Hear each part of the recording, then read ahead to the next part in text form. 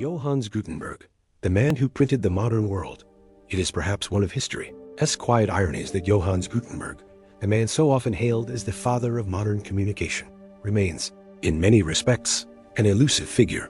Born around the turn of the 15th century, probably between 1394 and 1400, in the German city of Mainz, Gutenberg, whose full name was Johannes Gensfleisch Zerleben, came from a patrician family. We cannot say with certainty much about his early years, but records suggest he trained as a goldsmith and may have studied at the University of Erfurt. These skills, technical precision, knowledge of metals, and perhaps some exposure to scholarly culture would later prove decisive. By the early 1430s, Gutenberg was in Strasbourg, where hints emerge of an ambitious and secretive project he called Inventor und Kunst, or Enterprise in Art. The surviving evidence is fragmentary, but many scholars believe this refers to his early work on a technology that would transform Europe. Printing with movable metal type. The idea was not born in a vacuum. Block printing was known in Europe, and far earlier, East Asia had pioneered both woodblock and metal movable type printing. Yet, in Europe's alphabetic writing systems, with fewer characters than logographic scripts, the technology could be applied with far greater efficiency. Combined with the availability of paper, itself a Chinese invention, transmitted through the Islamic world, the conditions were ripe for a revolution.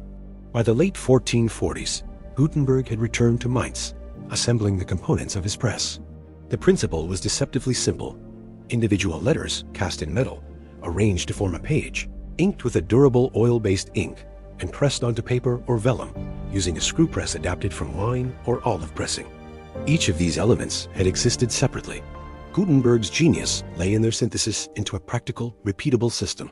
To finance this work, Gutenberg secured substantial loans from a wealthy merchant, Johann Fust, and enlisted the help of a skilled scribe, Peter Schurfer.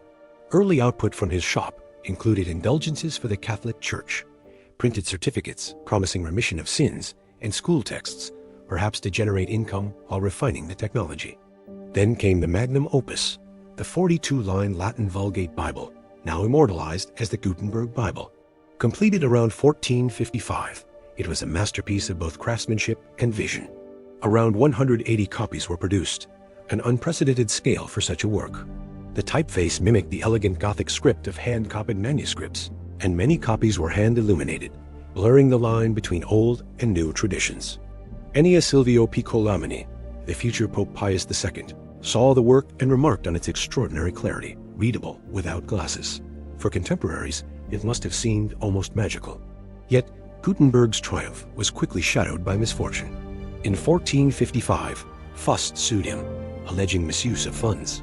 The court's judgment effectively stripped Gutenberg of his workshop, equipment, and even the Bible project itself, which Fust and Schurfer continued under their own names. Gutenberg's remaining years are difficult to trace. He may have continued printing on a smaller scale. Perhaps the so-called 36-line Bible printed in Bamberg bears his influence, but no work survives with his name on it. In 1465, the Archbishop of Mainz granted him a pension, a modest recognition of his contribution. He died in 1468, his grave now lost. The printing press's impact on European society, however, was anything but modest. In the decades following Gutenberg's invention, presses appeared in dozens of cities. By 1500, perhaps 20 million volumes had been printed. A century later, the number reached into the hundreds of millions. Books became dramatically cheaper. A printed Bible might cost a fraction of a hand-copied one.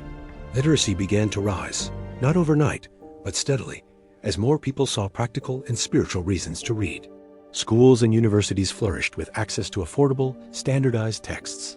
Languages began to stabilize as printers fixed spellings in their editions. Crucially, the press standardized and preserved knowledge.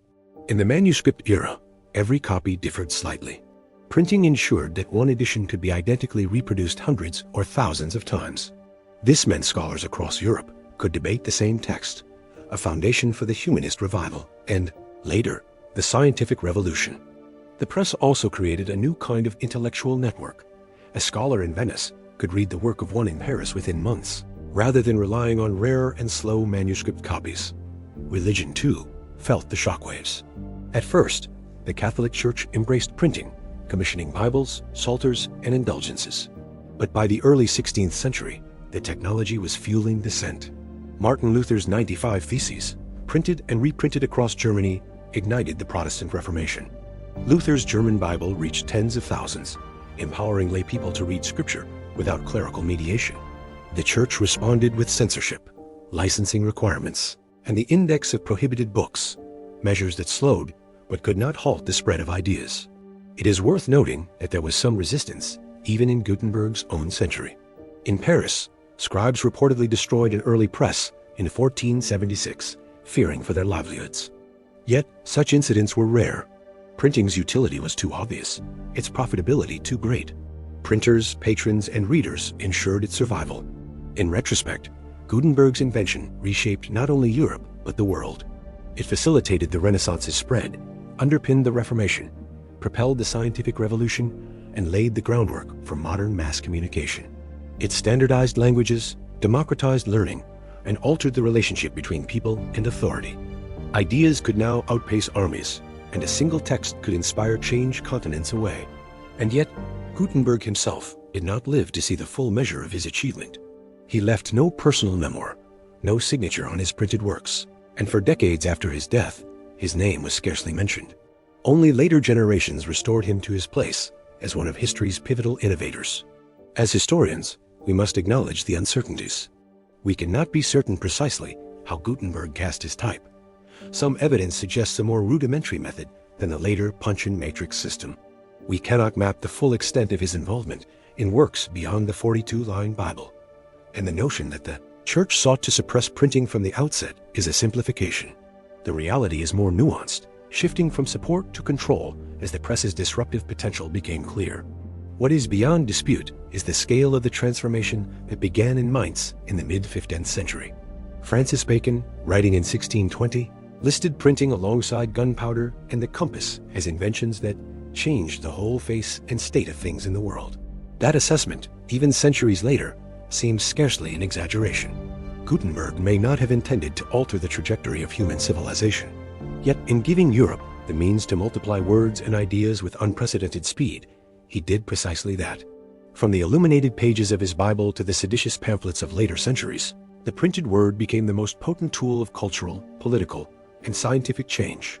It is perhaps fitting that the man who unlocked the age of mass communication remains partly obscured by history as shadows. For in Gutenberg's story, as in the technology he unleashed, the focus ultimately shifts from the creator to the creation, from the craftsman in Mainz to the printed page itself carrying knowledge, controversy, and imagination into every corner of the world. Gutenberg's invention transformed not only Europe, but in time, the entire world. If you found this glimpse into history thought-provoking, I invite you to support the channel. Please like this video, share it with others who value history, and subscribe so you won't miss the stories that continue to shape our world. Johannes Gutenberg